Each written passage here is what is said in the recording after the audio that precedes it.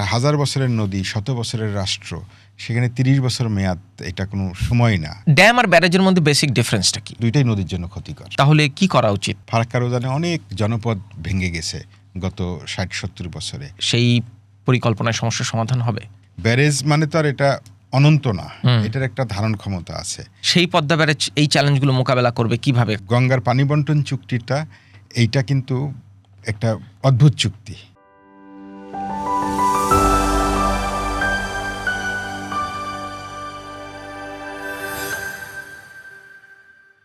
$35,000 কোটি টাকা ব্যয়ে পদ্মা নদীর ওপর ব্যারেজ তৈরি করতে যাচ্ছে বাংলাদেশ। এই মেগা প্রজেক্টের ভবিষ্যৎ কি? এই মেগা প্রজেক্ট কিভাবে ব্যবহৃত হবে? গঙ্গা চুক্তির ভবিষ্যৎই বা কী হবে যদি এই পদ্মা ব্যারেজের মধ্য দিয়ে ওই অঞ্চলের পানি সমস্যার সমাধান হয়? সব কিছু নিয়ে একটু আলোচনা করতে চাই। আমাদের আজকের পডকাস্ট কথা চলুকের অতিথি নদী গবেষণা সংস্থা রিভারাইন পিপলের মহাসচিব জনাব শেখ রোকন। রোকন ভাই, আপনাকে আমন্ত্রণ জানাচ্ছি। ধন্যবাদ। প্রথমে আপনার কাছ থেকে একটু সহজ একটা জিনিস বুঝতে চাই। আমরা ধরেন অনেকগুলো ল্যাঙ্গুয়েজ পড়ি তো, ড্যাম, ব্যারেজ। ড্যাম আর ব্যারেজের মধ্যে বেসিক ডিফারেন্সটা কি? আচ্ছা, দুটোর মূল পার্থক্য হচ্ছে ড্যাম সাধারণত তৈরি করা হয় বিদ্যুৎ উৎপাদনের জন্য, আর ব্যারেজটা সাধারণত তৈরি করা হয় সেচ বা পানি প্রত্যাহারের জন্য করা হয়।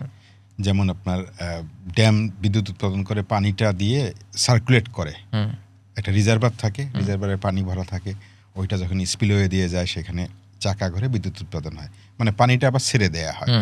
আর ব্যারেজের ক্ষেত্রে হচ্ছে পানিটা আটকায় রেখে কিছু পানি প্রত্যাহার করা হয় সেচ প্রকল্পে। যেমন আমাদের তিস্তা ব্যারেজ আছে লালমনিরহাট এবং নীলফামারীতে। আবার আমাদের কাপ্তাইতে যেটা হচ্ছে ড্যাম, কাপ্তাইতে বিদ্যুৎ উৎপাদন হয়, আর তিস্তারটা হচ্ছে সেচ প্রকল্প হয়। ভারতের ক্ষেত্রে আপনি দেখবেন যে ফারাক্কা হচ্ছে ড্যাম পানি, এবং ওদের অনেকগুলো সিকিমে অনেক ড্যাম আছে যেগুলো তিস্তা হাই ড্যাম, যে সিকিমের ড্যামগুলোর কারণে পশ্চিমবঙ্গ সরকার বারবারই বলেছে যে, তার মানে মৌলিক পার্থক্যটা হচ্ছে একটা পানি প্রত্যাহার করে, আরেকটা হলো পানি ধরে রেখে বিদ্যুৎ উৎপাদনের জন্য স্রোত তৈরি করে ছাড়তে থাকে। কিন্তু একটা পানি প্রত্যাহার হয় ড্যামের ক্ষেত্রেও। কল্যাণ রুদ্র বলে একজন বিশেষজ্ঞ আছেন ভারতের, তার একটা গবেষণা আছে যে প্রত্যেকটা ড্যামে এই যে রিজার্ভারে যে রাখে এবং স্পিলওয়ে দিয়ে দেয়, এর মধ্যে দিয়ে 5% এভাপোরেট হয়, বাষ্পীভবন হয়, যেহেতু পানিটা ধরে রাখে। এমনকি run off the river dam বলে অনেক সময়, যে তারা নদীর মাঝখানে রিজার্ভারের দরকার নেই, এর ভেতর দিয়েই যাবে শুধু, তাতেও 5% পানি বাষ্পীভূত হয়, মানে 5% পানি কমে। ফলে দুইটার কারিগরি পার্থক্য আছে, কিন্তু দুইটার যে মিল সেটা হচ্ছে দুইটাই নদীর জন্য ক্ষতিকর। নদীর জন্য ক্ষতিকর, কিন্তু ইন দি লং রান এই ব্যারেজ কিংবা ড্যাম যাই বলি না কেন, সেটা তো আবার মানুষের পানি সমস্যার সমাধানের জন্যই তৈরি করা হয়। নানান রকম গবেষণার ফলেই এগুলা তৈরি হয়েছে। পদ্মা ব্যারেজ দিয়ে কি আমাদের যে অঞ্চলের পানি সমস্যার কথা দীর্ঘদিন ধরে বলা হচ্ছে, আমাদের দক্ষিণে মূলত এবং উত্তরের একটা অংশে, সেই অংশের পানি সমস্যার সমাধান কি পদ্মা ব্যারেজের যে কাঠামো আপনি দেখলেন সেই পরিকল্পনায় সমস্যার সমাধান হবে? দেখুন, এইটার দুটো দিক আমার কাছে মনে হয়। একটা হচ্ছে নীতিগত দিক আছে, আর একটা হচ্ছে কারিগরি দিক। নীতিগত দিকটা হচ্ছে যে পদ্মা ব্যারেজটা নিয়ে বা গঙ্গা ব্যারেজ নিয়ে, আমরা এটা গঙ্গা ব্যারেজ বলতে চাই, যদিও সরকার এটাকে পদ্মা ব্যারেজ বলছে, এবং সরকার এটা বলছে 2025 সালের জানুয়ারি থেকে। তার আগ পর্যন্ত এটার নাম গঙ্গা ব্যারেজই ছিল। তো সেটা আমরা বলি যে নীতিগতভাবে এটাকে গঙ্গা ব্যারেজ বলা উচিত, কারণ তাহলে গঙ্গা যেহেতু ভারত এবং বাংলাদেশের মধ্যে দিয়ে প্রবাহিত, আমরা যদি এটাকে পদ্মা বলি, তাহলে ভারতে গঙ্গার যে অংশটা আছে, বড় অংশ 160 কিলোমিটার বাংলাদেশে, বাকি প্রায় 2500 কিলোমিটার আছে উপরে। তাহলে সেখানে আমাদের অধিকারটা যেচে আমরা ছেড়ে দিই, যাচ্ছে আমরা তো পদ্মা নিয়ে আছি, কিন্তু আসলে একই নদী, এটা সেটা করা উচিত। নীতিগত আরেকটা দিক হলো যে এইটা একেবারে 61 সালে ফারাক্কা ব্যারেজ নির্মাণ শুরু হলো, গঙ্গা ব্যারেজটা 62-63 সাল থেকে পরিকল্পনা, প্রথম জরিপটা তখন হয়েছে, তারপরে এটা চলছে। তো সেদিক থেকে একটা মেকানিজম আপনার থাকতে পারে, যেহেতু আমরা ধরে নেই যদি যে গঙ্গার পানি বন্টন চুক্তি থাকবে, যদি নবায়ন না হয়, আমরা ধরে নেই যে আমরা জাতিসংঘ পানি প্রবাহ কনভেনশন অনুস্বাক্ষর করব, যদি সেটা কাজ না করে তাহলে কি হবে? আমার হাতে কিছু একটা থাকতে হবে, শুধু পেন্সিল না।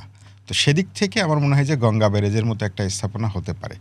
কারিগরি দিক থেকে এটার অসুবিধাটা হলো যে এই নিশ্চয়তা দেয়া যাবে না যে আপনার এটা দিয়ে আমাদের পানি সমস্যার সমাধান হয়ে যাবে।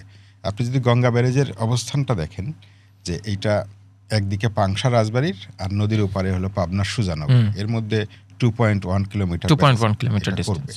তো সেখান থেকে ধরে নেওয়া হচ্ছে যে যখন আমরা ব্যারেজ দেব, পানিটা উজান থেকে যা আসে আমরা আটকায় দেব, সেখান থেকে কিছু পানি ভাটিতে ছাড়া হবে, আর কিছু পানি গড়াই, মধুমতি, মাথাভাঙ্গা, হিসনা, 5-6টা নদীতে এগুলো দিয়ে প্রত্যাহার যাবে, করা হবে। সুন্দরবনের দিকে যাবে। দক্ষিণ পশ্চিমাঞ্চলে যে লবণাক্ততা বাড়তেছে, খরা বাড়তেছে, সুন্দরবনের ক্ষতি হচ্ছে, সেটা হবে। এবং সেচ প্রকল্প হবে, ভৈরব, মধুমতি, এই নদীগুলো। কিন্তু এটা কারিগরিভাবে আমরা কাগজে কলমে বলছি, বাস্তবে এত সহজ না। বাস্তবে আপনি দেখবেন যে আমাদের তিস্তা ব্যারেজ, সেটা খুব বেশি কাজে আসেনি। ডিমলা ডোমারে যেটা নীলফামারীতে, আমাদের টাঙ্গন ব্যারেজ আছে, টাঙ্গন ব্যারাজ আছে, এটা খুব বেশি কাজে আসেনি। আমাদের মনু ব্যারেজ আছে মনু নদীতে, মৌলভীবাজারে, সেটা খুব বেশি কাজে আসেনি। ফলে বাস্তবায়নের ক্ষেত্রে কি হবে সেই নিশ্চয়তা আমি কাগজে কলমে আমরা ঠিক করতে পারবো না। এটা প্র্যাকটিক্যালি গিয়ে দেখতে হবে। এবং গঙ্গার ক্ষেত্রে বিশেষভাবে সতর্ক থাকতে হবে। আমাদের দুটো বড় নদী তো, ব্রহ্মপুত্র এবং গঙ্গা। ব্রহ্মপুত্র যেহেতু পাহাড়ি অঞ্চলের মধ্য দিয়ে আসছে, অরুণাচল, আসাম, অনেক বিরান অঞ্চলের মধ্য দিয়ে আসছে এবং অপেক্ষাকৃত নতুন, মানে নদীটা অনেক শিফট করেছে, সেজন্য সেখানে পলি কম গঙ্গার তুলনায়। আর গঙ্গা যেহেতু জনপদের মধ্য দিয়ে আসছে, এই যে 2500 কিলোমিটার বিস্তীর্ণ জনপদ, যেখানে সেচ প্রকল্প আছে, নগর সেচ এলাকা, সেগুলোর মধ্যে পলি বেশি আসে, বৃষ্টিতে ধুয়ে পানি আসে। আর পাহাড় এবং বনের মধ্যে দিয়ে যদি আসে তাহলে পলিটা কম আসে। তার মানে গঙ্গা হচ্ছে পৃথিবীর সর্বোচ্চ পলিবহুল নদীগুলোর একটা। তো সেখানে অনেক পলি জমবে, সেটা একটা কারিগরি চ্যালেঞ্জ হয়ে যাবে গঙ্গা ব্যারেজের জন্য। আমি এই প্রশ্নটা আরেকটু বিস্তারিতভাবে বুঝতে চাই। যে ধরেন পদ্মা ব্যারেজ যেইখানে তৈরি করার কথা বলা হচ্ছে, তাতে পেছনের দিকে মানে উজানের দিকে বোধহয় 150 কিলোমিটার জায়গা থাকবে, 160 কিলোমিটারের মতো।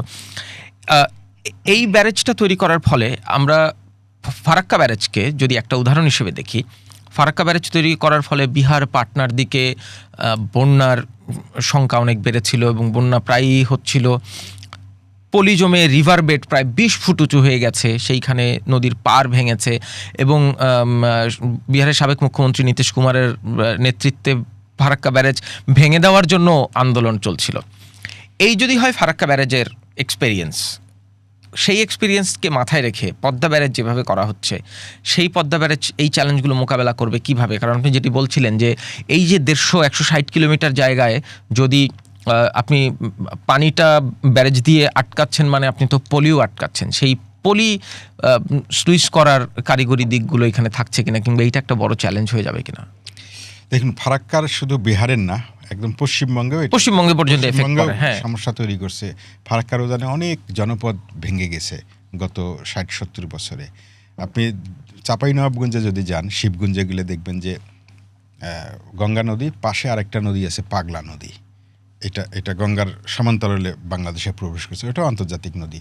তো ফারাক্কার উজানে গঙ্গার পাগলা মিলিত হয়ে যাচ্ছিল ভাঙতে ভাঙতে, গঙ্গার ভাঙনের কারণে পাগলার সঙ্গে মিলিত হয়ে যায় কিনা, সেই জন্য এইটা বিপুল অর্থ তাদের ব্যয় করতে হয়েছে পশ্চিমবঙ্গ এবং ভারত সরকারকে, যাতে দুই নদী একত্র না হয়। যদি দুই নদী একত্র হয়ে যায় তাহলে গঙ্গার মূল স্রোতটা পাগলা দিয়ে নেমে বাংলাদেশে চলে আসতে পারে।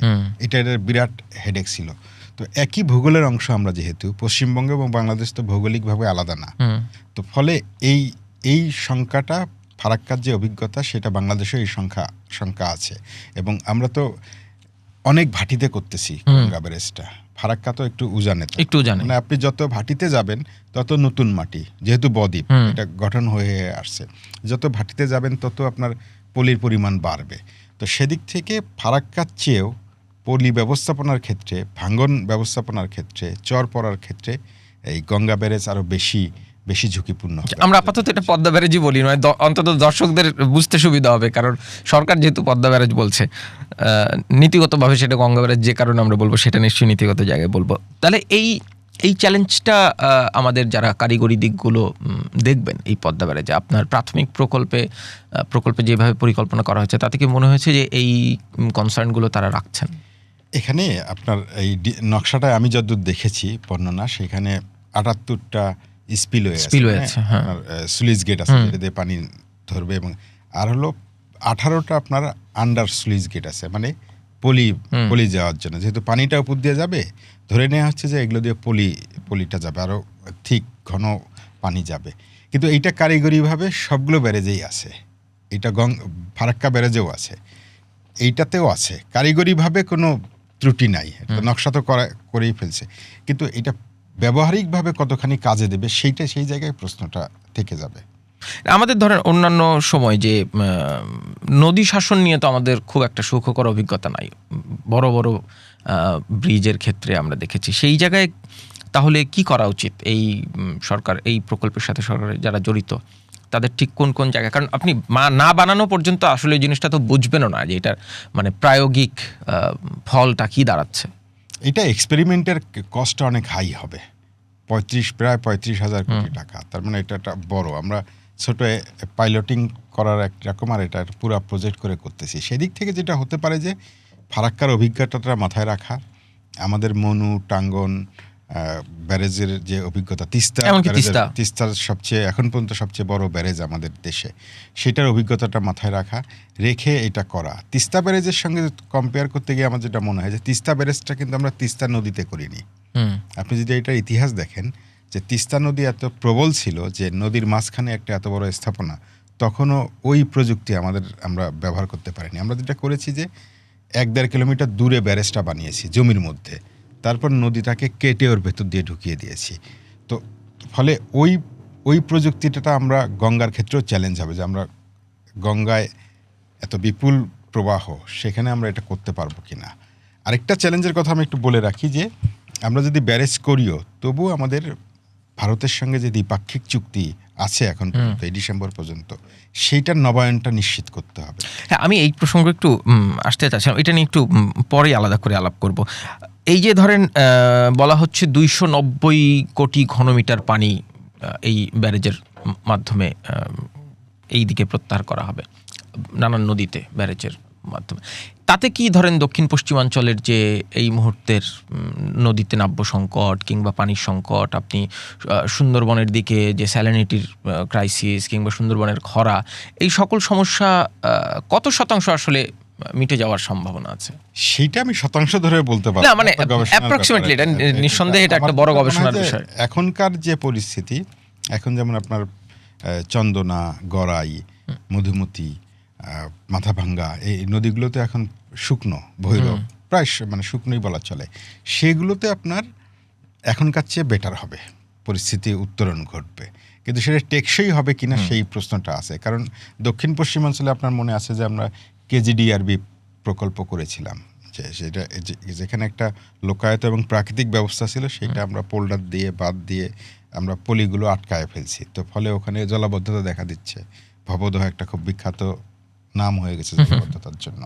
তো এই ফলে এটা টেকসই হবে কিনা সেই প্রশ্নটা থেকে যাবে পরিবেশের দিক থেকে। যে কারণে আমার মনে হয় যে গঙ্গা ব্যারেজটা নীতিগত দিক থেকে, বা পদ্মা ব্যারেজ যদি বলি, তো এটা নীতিগত দিক থেকে একটা আপনার হাতে কিছু একটা থাকলো যে ঠিক আছে, আমি যদি চুক্তি ওয়ার্ক না করে, যদি আন্তর্জাতিক কনভেনশনগুলো উজানের দেশ না মানে, তাহলে আমরা নিজেরা একটা ব্যবস্থা তো করতে হবে, আমরা হাত পা গোটায় বসে থাকতে পারবো না।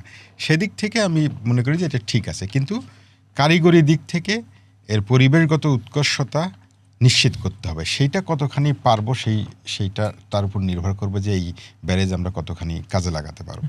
এই পরিবেশের প্রসঙ্গ যেহেতু তুললেন, আমি ইতিমধ্যেই সোশ্যাল মিডিয়াতে অনেককে সমালোচনা করতে দেখেছি যে এই ব্যারেজের কারণে একটা পরিবেশগত বিপর্যয়ের শঙ্কাও তারা করছেন। বিশেষ করে নদীর পাড় ভাঙন, একটা বড় অংশের মানুষের আবারও সেই বাস্তুচ্যুত হওয়ার শঙ্কা। সেই শঙ্কাটা মিটিগেট করা কি সম্ভব কারিগরি দিক থেকে, যদি একটু সতর্কভাবে করা যায়? এইটা আপনি দেখবেন যে নদী ভাঙন তো আসলে নিয়ন্ত্রণ আপনি কিভাবে করবেন? এইটা দেখবেন যে পদ্মা সেতুর ক্ষেত্রেও দুটো জিনিস ঘটছে। একটা হচ্ছে চর পড়ে যাচ্ছে, আরেকটা হচ্ছে জাজিরার ওইদিকে ভাঙতেছে। তার মানে যে এলাকাটায় নদী শাসন করেছে তার বাকি অংশটা ভাঙছে। যদি নদী শাসন কথাটা ঠিক না, রিভার ট্রেনিং এর বাংলা কিভাবে যেন আমরা নদী শাসন করেছি।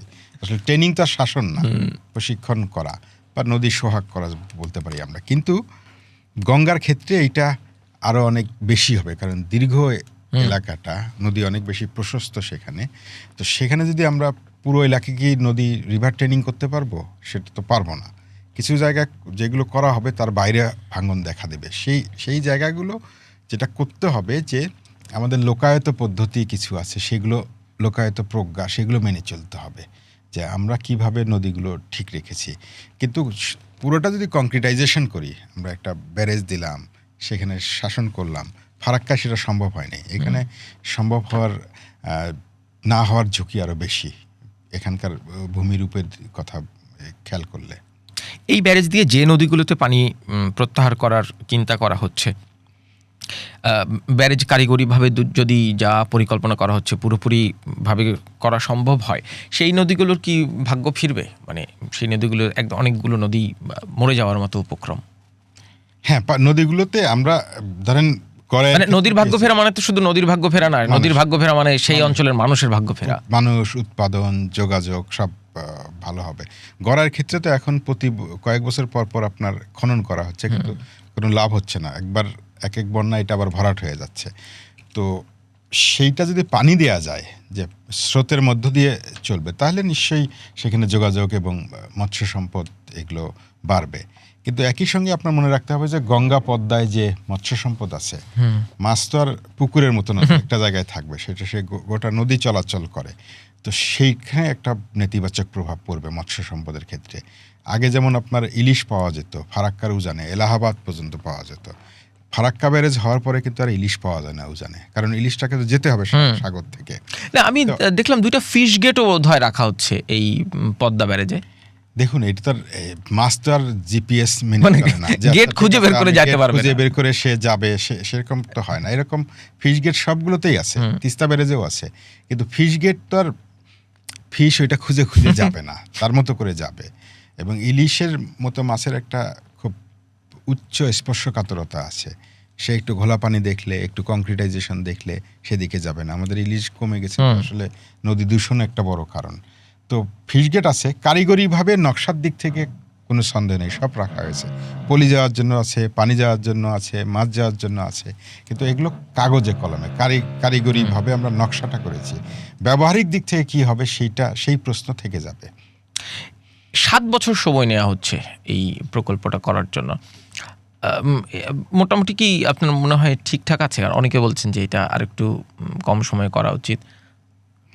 না, 7 বছর কম সময় না।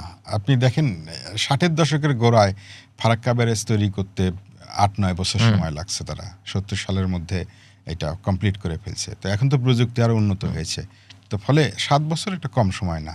এটা না, মানে অনেকে বলছেন যে আরেকটু কম সময়ে করা সম্ভব, ফলে সেটা পরবর্তীতে খরচও বাড়বে না। মানে এখন যে প্রাক্কলিত ব্যয় ধরা হয়েছে, নিশ্চয়ই খরচ বেড়ে গেছে। যেমন আপনার এটা 2013 সালে যখন এই প্রকল্পটা চূড়ান্ত করা হয়েছিল, তখন এটার খরচ ছিল 12,000 কোটি টাকা। তো এখন এটা প্রায় 3 গুণ হয়ে গেছে, 35,000 কোটি টাকা হয়েছে। তো খরচ তো বাড়বে, কিন্তু জোর দিতে হবে যে আপনার সময় 7 বছর লাগুক, কিন্তু এর পরিবেশ রক্ষাটা হচ্ছে কিনা এটা করতে গিয়ে, এর যে প্রতিবেশগত প্রভাবগুলো পড়বে সেগুলো আমরা নিরূপণ এবং মিটিগেশন করার ব্যবস্থা করতে পারতেছি কিনা, সেটা ইম্পর্টেন্ট। এটা তো বিল্ডিং না যে আমি একটা হাইওয়ে করলাম, বিল্ডিং করলাম, এর সঙ্গে একটা মৎস্য সম্পদ, নদীর পানি, নদী ভাঙ্গন, মানুষের জীবন জীবিকা, গোটা অঞ্চলের পরিবেশ ব্যবস্থা সম্পর্কিত। এইটাকে সেদিক থেকে ততটা গুরুত্ব দিয়ে নিতে হবে। ভাটির দিকে যদি ধরেন যেইভাবে পরিকল্পনা করা হচ্ছে পানি সংরক্ষণ এবং প্রত্যাহারের, সেটা যদি ঠিকঠাক মতো তথ্য না পাওয়া যায়, এই একটা সমালোচনা উঠছে যে যেহেতু গঙ্গায়ও ফারাক্কা ব্যারেজ আছে, সেইখানকার পানি প্রত্যাহার এবং সংরক্ষণের সঠিক তথ্য যদি আমাদের হাতে না থাকে, তাহলে এই ব্যারেজে আমরা কিভাবে পানিটাকে মেনটেন করব, সেই তথ্যটা, ওই ডেটা অ্যানালাইসিসটা করা গুরুত্বপূর্ণ। সেই ডেটা সঠিকভাবে পাওয়ার প্রক্রিয়া কি রাখা হচ্ছে, কিংবা আমাদের সেই প্রযুক্তিগত সক্ষমতা আছে কিনা? সেটা তো নির্ভর করবে উজানের, যে ধরেন আমাদের ফারাক্কা ব্যারেজের ওখানে আমরা পানি মাপি গঙ্গা চুক্তির আওতায়। গঙ্গা চুক্তির আওতায় 2টো জায়গায় আমরা পানি মাপি। ভারত বাংলাদেশ মিলে ফারাক্কা একবার পানি মাপে, ভারত বাংলাদেশ মিলে আবার হার্ডিঞ্জ ব্রিজের এখানে পানি মাপে। তো আমরা এই পানি পরিমাপটা পাচ্ছি যে কখন কত পানি আছে, সেটা চুক্তি আছে বলে পাচ্ছি। চুক্তি যখন থাকবে না, যদি নবায়ন না হয়, আল্লাহ না করুক, তাহলে তখন দেখা যাবে যে ওইটা আপনার ওই তথ্যটা পাওয়া কঠিন হয়ে যাবে, এবং এইটা লাগবেই। আমি যে কারণে শুরুর দিকে বলছিলাম যে আপনার যদি আমরা ব্যারেজ করিও, যদি এটার পরিবেশগত সব দিক ঠিকও রাখি, তারপরে আমাদের একটা দ্বিপক্ষীয় চুক্তি লাগবে যে পানির ভারসাম্য রক্ষার জন্য আমাকে জানতে হবে যে ওখানে কত পানি আছে, কত পানি আসতেছে। ব্যারেজ মানে তো আর এটা অনন্ত না, এটার একটা ধারণ ক্ষমতা আছে। যে কারণে আপনি দেখবেন ফারাক্কা ব্যারেজ অনেক সময় হঠাৎ করে খুলে দেয়। আমাদের এখানে ভাটিতে বন্যা হয়, তো ওরা হঠাৎ করে এত খুলে দিতে পারে বা হঠাৎ করে এত বৃষ্টিপাত এবং বন্যা হতে পারে উজানে, সেইটা যদি চলে আসে সেটা এই ব্যারেজ ধারণ করতে পারবে কিনা, সেই প্রশ্নগুলো ঠিক রাখার জন্য আমাকে জানতে হবে কত, এবং চুক্তি ছাড়া এটা সম্ভব না।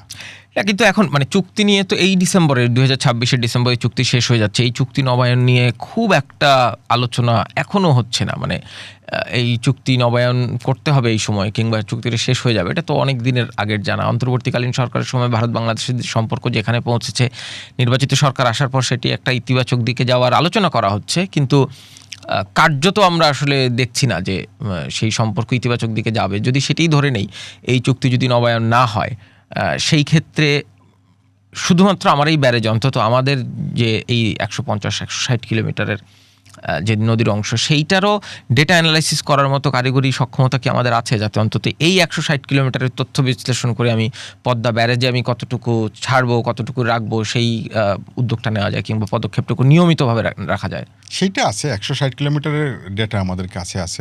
পানি উন্নয়ন বোর্ডের স্টেশন আছে অনেকগুলো, পানি পরিমাপক স্টেশন একেবারে সীমান্ত থেকে শুরু করে। এই 160 কিলোমিটার নিয়ে কোনো অসুবিধা নেই, কিন্তু চুক্তিটা নবায়ন হতে হবে বাংলাদেশের অধিকারের প্রশ্নে। আমাদের যদি ব্যারেজ করি, সেটাকে আপনার সুচারু পরিচালনের জন্য চুক্তি থাকতে হবে। আবার একই সঙ্গে আপনার দেখতে হবে যে গঙ্গার পানি বন্টন চুক্তিটা, এইটা কিন্তু একটা অদ্ভুত চুক্তি। মানে এটাতে চুক্তি, ধরেন সিন্ধু চুক্তির কোনো মেয়াদ নাই, মেকং চুক্তি, দানিউব চুক্তির কোনো মেয়াদ নাই, কিন্তু দুর্ভাগ্যবশত এই চুক্তিটা আমরা 30 বছর মেয়াদে করেছিলাম। এটা 1000 বছরের নদী, 100 বছরের রাষ্ট্র, সেখানে 30 বছর মেয়াদ, এটা কোনো সময় না। এবং আপনি দেখেন যে আমরা এতদিন ধরে কথা বলিনি, কিন্তু এখন মনে হচ্ছে সময় একেবারে চলে আসছে, জাস্ট আর কয়েক মাস পরে হয়ে যাবে। আলোচনাও নাই। যৌথ নদী কমিশনের প্রত্যেকটা বৈঠকে গঙ্গার কথাটা ওঠে।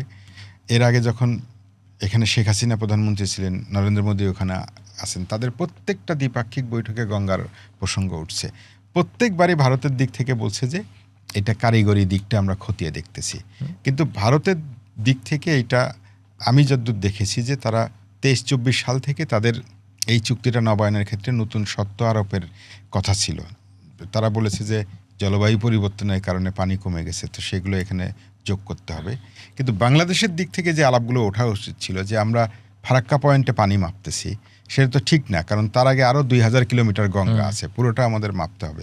আমাদের একটা গবেষণা আছে রিভার অ্যান্ড পিপুলের, যে ফারাক্কার উজানে আরও 29টা স্থাপনা আছে, একেবারে যে 4টা রাজ্য আছে তাদের, পশ্চিমবঙ্গ, বিহার, ঝাড়খণ্ড, উত্তরপ্রদেশ, উত্তরাখণ্ড, মানে পশ্চিমবঙ্গের বাইরেও আরও বাকি 4টায়, সেগুলো তো 29টা স্থাপনা আছে, যেটা দিয়ে 2,92,000 কিউসেক পানি প্রত্যাহার হয়। যেখানে ফারাক্কায় আমরা গঙ্গার 70 থেকে 80,000 কিউসেক পানি ভাগাভাগি করি, তার মানে প্রায় ওখানে আরও 3 লাখ কিউসেক যদি আপনি ধরেন, তো 3 গুণেরও বেশি পানি আমরা ওখানে তারা প্রত্যাহার করতেছে। সেই জায়গাগুলো আনতে হবে। আবার হচ্ছে যে এটা বহুপাক্ষিক হয়নি, আমরা শুধু ভারত বাংলাদেশ করেছি। অববাহিকা ভিত্তিক যদি হতে হয় তাহলে নেপালকে লাগবে এখানে, তো নেপালকে আনা হয়নি। তো এই প্রশ্নগুলো তো আছে, কিন্তু এখন যেহেতু সময় ঘনিয়ে আসছে, এই প্রশ্নগুলো একদিন আমরা তুলি নাই সরকারিভাবে, অন্তত বেসরকারিভাবে আমরা অনেকে প্রশ্নগুলো তুলেছি, কিন্তু এখন প্রশ্নগুলো না তুলে নবায়নটা করা দরকার। নবায়নটা করার পরে কিছু ধারা আমরা পর্যালোচনা করতে পারি গঙ্গা চুক্তির। গঙ্গা চুক্তির একটা ধারা, 9 নম্বর ধারায় বলা হয়েছে যে এই চুক্তির আলোকে বাকি সমস্ত নদীর মধ্যে সমঝোতা এবং চুক্তি হবে ভারত বাংলাদেশের মধ্যে, যতগুলো আন্তঃসীমান্ত নদী আছে। দুর্ভাগ্যবশত সেটা আমরা কোনো আলোচনাই করিনি। একটা চুক্তির ক্লজ ছিল সুনির্দিষ্টভাবে, সেগুলো করতে হবে, কিন্তু সবার আগে চাই হচ্ছে নবায়ন না করলে এইটা খুব ক্ষতিকর হবে আমাদের জন্য। কিন্তু এই চুক্তির নবায়ন যতটা ধরেন ব্যবহারিক প্রয়োজন কিংবা প্রায়োগিক প্রয়োজন, তার চেয়ে অনেক বেশি তো রাজনৈতিক এবং কূটনৈতিক। বাংলাদেশ এবং ভারতের এই মুহূর্তে যে দ্বিপাক্ষিক সম্পর্ক, সেই জায়গায় এই চুক্তির নবায়ন কি কোনো চ্যালেঞ্জ দেখেন, কিংবা এই চুক্তি নবায়ন করার জন্য বাংলাদেশের যে ধরনের কূটনৈতিক উদ্যোগ কিংবা রাজনৈতিক উদ্যোগ নেওয়ার দরকার, সেই অবস্থা দেখেন? গঙ্গা চুক্তির ক্ষেত্রে আমি নির্দ্বিধায় বলতে পারি যে অন্তর্বর্তী সরকারের সময় যে অবস্থান নেওয়া হয়েছিল সেটা কূটনৈতিকভাবে সঠিক ছিল না। তারা বরং এটা আলোচনাটা আগায় নেওয়া উচিত ছিল গঙ্গার সাথে। কিন্তু মনে রাখতে হবে যে ভারতের দিক থেকে আওয়ামী লীগের আমলেও চুক্তিটা নবায়ন করার ব্যাপারে খুব বেশি গরজ ছিল না, তারা এটা করতেছিল। এখন একটা মন্দের ভালো যে নির্বাচিত সরকার এসছে, এবং ভারতের দিক থেকে আমরা দেখছি যে তারা এটা বলছে যে নির্বাচিত সরকারের সঙ্গে কাজ করবে। কিন্তু বাংলাদেশের হাতে কার্ড থাকতে হবে। ডোনাল্ড ট্রাম্প অনেক সময় আলোচনায় বলেন যে জেলেনস্কিকে বলছে যে তোমার তো কোনো কার্ড নাই, তো সবসময় বলে এরকম। কিছুদিন আগে ইরান প্রসঙ্গে বলেছে আই হ্যাভ অল কার্ডস। তো বাংলাদেশের হাতে কার্ড থাকতে হবে, কূটনীতির ক্ষেত্রে কার্ড থাকতে হয়, ট্রেড অফ করতে হয়। শুধু আমরা বন্ধুত্বপূর্ণ রাষ্ট্র, আমাদের অভিন্ন ইতিহাস, ভাষা, সংস্কৃতি এগুলো দিয়ে কথা চলে, কূটনীতি চলে না। কূটনীতিতে আপনাকে লেনা দেনা থাকতে হয়, দেবে আর নেবে, মিলিবে মিলাবে। আমাদের কার্ডগুলো কি আছে সেটা দেখতে হবে। কার্ডগুলো একটা হচ্ছে ট্রানজিট ভারতের দরকার বাংলাদেশের দিক থেকে। তো আমরা বলতে পারতাম যে তুমি নদী পথে ট্রানজিটটা নাও, তাহলে তার ট্রানজিটের সাথে আমার নদীর স্বার্থটা ঠিক থাকবে, নাব্য রাখতে হবে যে নদী পথে হয়। আমরা বলতে পারতাম যে বাণিজ্য, তারা তো বাজার চায়, এখানে বাণিজ্য ঘাটতি আমাদের অনেক বেশি। তো আমরা বলতে পারতাম যে তাহলে এইটার সঙ্গে বাণিজ্য ঘাটতি যখন আমরা মেটাবো, একই সঙ্গে আমরা পানি ঘাটতিটাও মেটাতে চাই। এটা ট্রেড অফ করার ব্যাপার। আরও নানা বিষয় আছে যেগুলো। আবার ধরেন আপনার অনেক সময় হয় যে মধ্যের দেশটার সঙ্গে যদি আপনার সম্পর্কের দূরত্ব থাকে, তাহলে উজানের দেশের সঙ্গে কূটনৈতিক সম্পর্ক তৈরি হয়। যেমন আপনি দেখবেন যে চীন এসে তিস্তা প্রকল্প, নানা প্রকল্প নদীর মধ্যে সে ঢুকতে চাচ্ছে, এবং গঙ্গা ব্যারেজ যে পরের দিকে এসে সামনে আসলো, এর পেছনে চীনের আগ্রহ ছিল। এবং পাওয়ার চায়নার ওয়েবসাইট যদি আপনি দেখেন, সেখানে বলা আছে যে তারা গঙ্গা ব্যারেজ করতে আগ্রহী।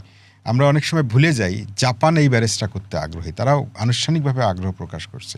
তার মানে তারা একটা দেশ বাদ দিয়ে আরেকটা দেশের সঙ্গে সম্পর্কটা গভীর করে, যাতে মাঝের দেশটার সঙ্গে সম্পর্ক উন্নত করা যায়। বা নদীর ক্ষেত্রে বাংলাদেশের উচিত হচ্ছে নেপাল, ভুটান, চীন এদের সঙ্গে সম্পর্কগুলো উন্নত করা, যাতে করে ভারতের দিক থেকে একটা ভূরাজনৈতিক এবং আঞ্চলিক চাপ তৈরি হয়, যাতে আমরা সবাই মিলে নদীগুলো ব্যবস্থাপনা করতে পারি। আমি যদি শুধু দ্বিপাক্ষিক আলোচনার মধ্যেই যাই, ভারত যেটা সবসময় চায় যে তারা ভারত বাংলাদেশ, ভারত নেপাল, ভারত ভুটান এই ধরনের চুক্তি হবে।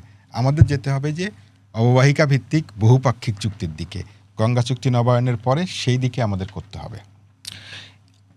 এই একটু রাজনৈতিক প্রশ্নটা, মানে ধরেন 60-এর দশকের শুরুর দিকেই এই পদ্মা ব্যারেজ নিয়ে কিংবা গঙ্গা ব্যারেজ যাই বলেন না কেন, এটা নিয়ে আলোচনা শুরু হয়েছে। পদ্মা ব্যারেজ নাম হচ্ছে 2025 জানুয়ারিতে। মানে এটা তো মূলত বিএনপি সরকার যখন থেকে প্রতিশ্রুতি দেওয়া শুরু করেছে এবং অন্তর্বর্তীকালীন সরকার যখন উদ্যোগটা নিয়েছিল, অন্তর্বর্তী সরকার করেছে। হ্যাঁ, কিন্তু তখনকার উপদেষ্টারা ভেবেছিলেন যে এত বড় প্রজেক্ট অন্তর্বর্তীকালীন সরকারের সময় পাশ করবে কিনা, সেই ধরনের কিছু পরিকল্পনা উপদেষ্টারই সম্ভবত এই ধরনের একটা মত ছিল। এবং তারপরে বিএনপি যে কারণে একনাকে লাস্ট মোমেন্টে বিএনপি সেই লিগেসিটা ক্যারি করছে। কিন্তু এই যে 60-এর দশক থেকে আলোচনা শুরু হওয়ার পরে এত বছর লাগলো, 2013-14 সালেও তো এটার সমীক্ষা হয়েছে। বিএনপির এর আগের সময়ও 2001 থেকে 6-এর আমলে 2005 সালে ফিজিবল স্টাডি হয়েছিল। এত বছর কেন লাগলো? এইখানে আসলে কতটা আপনি ভৌগোলিক বাস্তবতা দেখেন আর কতটা আঞ্চলিক রাজনীতি দেখেন? আচ্ছা, এখানে আঞ্চলিক রাজনীতি তো ছিলই। 2015 সালে ভারত আনুষ্ঠানিকভাবে চিঠি দিয়েছিল বাংলাদেশকে যে যদি গঙ্গা ব্যারেজ করা হয়, তখনও গঙ্গা ব্যারেজ নামিয়েছিল, তাহলে এইটার বন্যার প্রভাব পড়বে, নদী ভাঙ্গনের প্রভাব পড়বে ভারতীয় অংশেও। তো সেটা তারা বলেছিল, কিন্তু বাংলাদেশের দিক থেকে বলছে যে না, এটা এরকম কোনো প্রভাবের সম্ভাবনা নাই। তার মানে ভারতের দিক থেকে এটার রিজার্ভেশন তো ছিলই, কিন্তু বাংলাদেশের দিক থেকেও কারিগরি এবং আর্থিক দিকগুলো একটা বড় ব্যাপার ছিল। 34,000-35,000 কোটি টাকা তো এটা খুব কম টাকা না বাংলাদেশের মতো দেশের ক্ষেত্রে।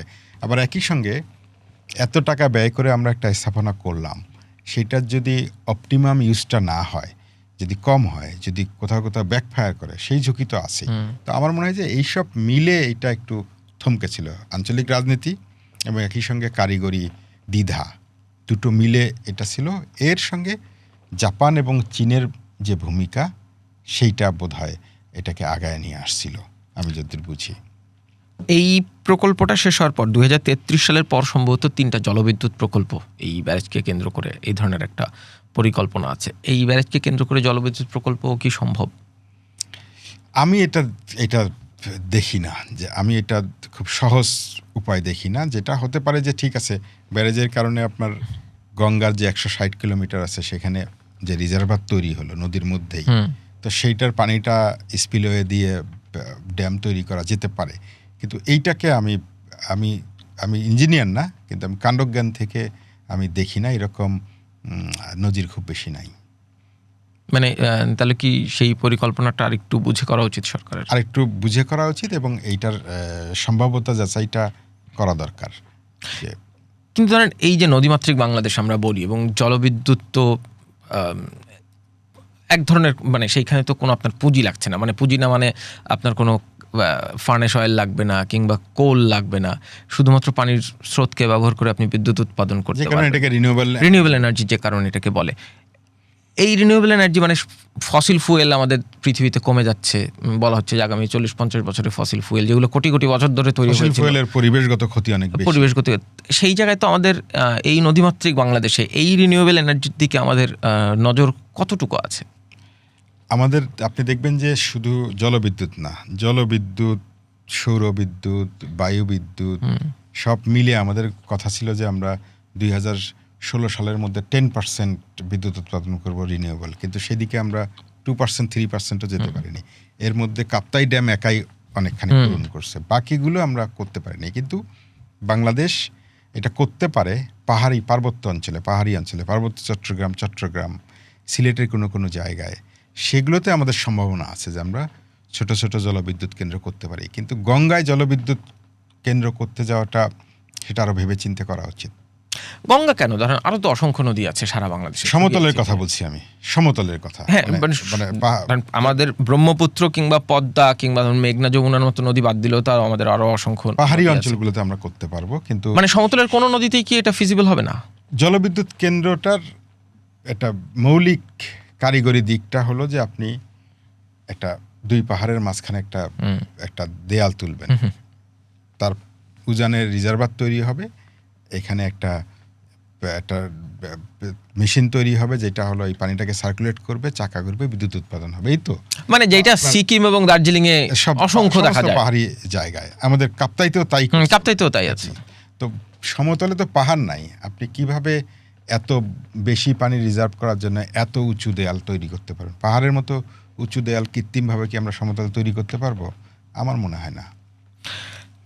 সামগ্রিকভাবে এই যে বিএনপি সরকার, বর্তমান ক্ষমতাসীন সরকার এই যে 35,000 কোটি টাকা ব্যয়ে পদ্মা ব্যারেজ প্রকল্প নিল, একদম মোটা দাগে আপনি যদি একটু বিশ্লেষণ করেন এইটার সম্ভাব্যতা, এটার সংখ্যা এবং সম্ভাবনা। এটা তো আসলে 35,000 কোটি টাকা হচ্ছে আপনার প্রথম পর্যায়ে বলছে, দ্বিতীয় পর্যায় সহ এটা হলো 50,000 কোটি টাকা যাবে। এবং আমরা এটা যদি পুরো সুফল পেতে চাই তাহলে দ্বিতীয় পর্যায় পর্যন্ত যেতে হবে, কারণ দ্বিতীয় পর্যায়ে আছে আপনার বড়াল নদী, নদী, এগুলোর কথা আছে। তো পুরোটা আপনি যদি 50,000 কোটি টাকার প্যাকেজ ধরেন, তো সেটা একটা মেগা, এখন পর্যন্ত সবচেয়ে বড় প্রজেক্ট হবে এটা বাংলাদেশের। পদ্মা সেতু আমরা 30,000 কোটি টাকার প্রজেক্ট ছিল। তো সেইটার জন্য আর্থিক সংস্থানের ব্যাপার আছে। তো সেই আর্থিক, কারিগরি, পরিবেশগত এই তিনটা দিক যদি দেখতে হয়, আমি আমার ক্ষুদ্র বিদ্যা, বুদ্ধি, অভিজ্ঞতা, বিবেচনা, পর্যবেক্ষণে বলবো যে এইটা বহুপাক্ষিক যদি করতেই হয়, বহুপাক্ষিক করতে হবে। বহুপাক্ষিক মানে যে আপনি এখানে নেদারল্যান্ড থাকতে পারে, এডিবি, বিশ্বব্যাংক, মানে অর্থায়নের কথা বলছেন? অর্থায়ন শুধু না, সামগ্রিক ব্যবস্থাপনা। এই প্রতিষ্ঠানগুলোর পরিবেশগত গাইডলাইন অনেক স্ট্রিক্ট, মানে সামগ্রিক ব্যবস্থাপনার ক্ষেত্রে। তো সেইটা বহুপাক্ষিক করলে বাংলাদেশের জন্য এটা সুবিধা হবে। মানে পরিবেশগত চ্যালেঞ্জগুলো আপনি কি দেখেন? একদম ধরেন যেই চ্যালেঞ্জ একদম সরাসরি সাধারণ মানুষকে, ওই অঞ্চলের সাধারণ মানুষকে ক্ষতিগ্রস্ত করবে, কিংবা তিনটা চ্যালেঞ্জ আমি দেখি। একটা হচ্ছে যে আপনার পলি পরে রিভারবেড উঁচু হয়ে নদীর নাব্যতা চলে যেতে পারে। আবার গঙ্গার শুধু উজানে না, যেহেতু পানিটা আটকাবে, ব্যারেজের ভাটিতে পলি পড়তে পারে, কারণ স্লো ডাউন হয়ে যাবে প্রবাহত, তাই তো? এখন যেমন পলিগুলো সব সমুদ্রে চলে যাচ্ছে, তো সেটা এখানে আটকে যাবে, ফলে উজানে এবং ভাটিতে পলি পরে নাব্যতা চলে যেতে পারে। আমাদের যে সমুদ্রে ভূমি গঠন হয় প্রতি বছর, আমরা ক্রমাগত দক্ষিণ দিকে বাংলাদেশ যাচ্ছে, ভাষাঞ্চল জেগে উঠছে, তো এরকম ভূমি গঠনগুলো কমে যেতে পারে। হ্যাঁ, এটাও একটু জিজ্ঞেস করতে চাচ্ছিলেন যে বদ্বীপায়ন কমবে কিনা, যেহেতু অঞ্চলটা বদ্বীপ। এটা কমে যেতে পারে। দ্বিতীয় হচ্ছে যে আপনার মৎস্য সম্পদে একটা প্রভাব পড়বে। 3 নম্বর হচ্ছে জীবন জীবিকার ক্ষেত্রে যদি ভাঙন বেড়ে যায়, আমরা যদি এটা কন্টেন করতে না পারি, তখন মানুষের বসতি যাবে, জীবন জীবিকা ক্ষতিগ্রস্ত হবে, আমাদের উৎপাদন কমে যেতে পারে, যেহেতু কৃষি জমি, গোটা বাংলাদেশই তো কৃষি উৎপাদনের জমি, তো ভাঙন মানে হচ্ছে কৃষি জমিও চলে যায়। এগুলো সরাসরি পরিবেশগত প্রভাব, সেখানে আপনার ভেবে চিন্তে কাজ করা দরকার। কিন্তু এই প্রভাবগুলো কি মিটিগেট করা সম্ভব না? এই প্রভাবগুলোর বেশিরভাগ আমাদের বাংলাদেশে যে কয়টা এখন পর্যন্ত ব্যারাজ আছে আমরা করতে পারিনি দুর্ভাগ্যবশত। বাংলাদেশের বাইরে ভারতে অন্যান্য যে ব্যারেজগুলো আছে সেখানে এগুলো মিটিগেট করা যায়নি। বাংলাদেশ গঙ্গা বা পদ্মা ব্যারেজের ক্ষেত্রে যদি অলৌকিক উপায়ে পারে সেটা ভালো। না মানে অলৌকিক উপায়ে কি হবে না হবে সেটা তো মানে আমাদের অভিজ্ঞতায় নাই যে এই পরিবেশগত প্রভাবগুলো আমরা। কিন্তু বিশ্বের অন্যান্য জায়গায় যে সব জায়গায় ব্যারেজ তৈরি করা হয়েছে তারা কি এই চ্যালেঞ্জগুলো পৃথিবীতে কিন্তু এত পলিবিধৌত নদী তো আর নাই। আপনি ইউরোপের ক্ষেত্রে দেখবেন যে ইউরোপের নদীগুলোতে কোনো পলি নাই। এই কিছুদিন আগে গত সপ্তাহে আমার কাছে একজন বেলজিয়ামের একজন গবেষক আসছিলেন। উনি ভারত, পাকিস্তান, বাংলাদেশের ট্রান্সবাউন্ডারি নদী নিয়ে কাজ করতেছেন। তো উনি বলতেছিলেন যে একটা বেসিক পার্থক্য হলো উপমহাদেশের নদীগুলোতে পলি দিয়ে ভরা, কিন্তু ইউরোপের নদীগুলো সব পাথুরে ভূমি, কোনো পলি নাই, মানে ধুয়ে ধুলাবালি আসে না। তো সেদিক থেকে অন্যগুলো তো আর এরকম না। তারপরেও আপনার যেখানে যেখানে ব্যারেজ হয়েছে, আমেরিকায়, ইউরোপে অনেক জায়গায় এখন ব্যারেজ তুলে দিচ্ছে লোকজন, ড্যাম তুলে দিচ্ছে নদীর যে স্বাভাবিক গতির রক্ষা করার জন্য, প্রাকৃতিক যে পরিবেশ সেইটা ফিরায় আনার জন্য। তো ড্যাম, ব্যারেজ এগুলো আমরা করতে পারি ভূরাজনৈতিক এবং রাজনৈতিক কারণে, নীতিগত সিদ্ধান্ত নিয়ে। কিন্তু মনে রাখতে হবে একই সঙ্গে যে এগুলো একটু প্রাচীন প্রযুক্তি। এখন বরং হচ্ছে মুক্ত ধারা, মুক্ত নদীর যে ইকোলজিক্যাল সার্ভিস বলে, পরিবেশগত সেবা এবং উৎপাদন, সেটা অনেক বেশি। কিন্তু যদি আমরা এই অঞ্চলের দেশগুলো, এটা বলে রাখা ভালো যে আমরা ব্যারেজ না করে তাহলে কি করব। যদি আমরা এই অঞ্চলে মেকং কমিশনের জন্য মতো, দানিউব কমিশনের মতো যদি গঙ্গা কমিশন করতে পারি, আমরা যদি যেখানে ভারত থাকবে, নেপাল থাকবে, বাংলাদেশ থাকবে, সবাই মিলে আমরা বেসিন ওয়াইড আমরা নদীটাকে ঠিক রাখবো, সবাই মিলে সুফল ভাগাভাগি করব, সবাই মিলে এটা একটা জলজ মহাসড়ক হিসেবে ব্যবহার করব, সেটা যদি করা যায় তাহলে ব্যারেজ দরকার নাই। কিন্তু সেটা যদি না করা যায় তাহলে ব্যারেজ করা যেতে পারে পরিবেশের ব্যাপারটা মাথায় রেখে। আমরা নিশ্চয়ই অপেক্ষা করব এই পরিবেশগত এবং প্রতিবেশগত চ্যালেঞ্জগুলো নিশ্চয়ই এই প্রজেক্টের সাথে যারা জড়িত তারা মাথায় রাখবেন। শেখ রোকন, আপনাকে অনেক অসংখ্য ধন্যবাদ আমাদের আজকের কথা বলার জন্য। আপনাকেও ধন্যবাদ। কথা বলছিলাম রিভারাইন পিপলের মহাসচিব শেখ রোকনের সাথে এই পদ্মা ব্যারেজ নিয়ে, যেটাকে নীতিগতভাবে শেখ রোকন গঙ্গা ব্যারেজ হিসেবেই অভিহিত করতে চান, এবং যে চ্যালেঞ্জগুলোর কথা তিনি বললেন সেই চ্যালেঞ্জগুলো কীভাবে সামনের দিনে মাথায় রেখে এই প্রকল্পটি এগিয়ে নেওয়া হবে সেটি নিশ্চয়ই সামনের দিনে দেখা যাবে। আপনাদের সবাইকে ধন্যবাদ এতক্ষণ সাথে থাকার জন্য।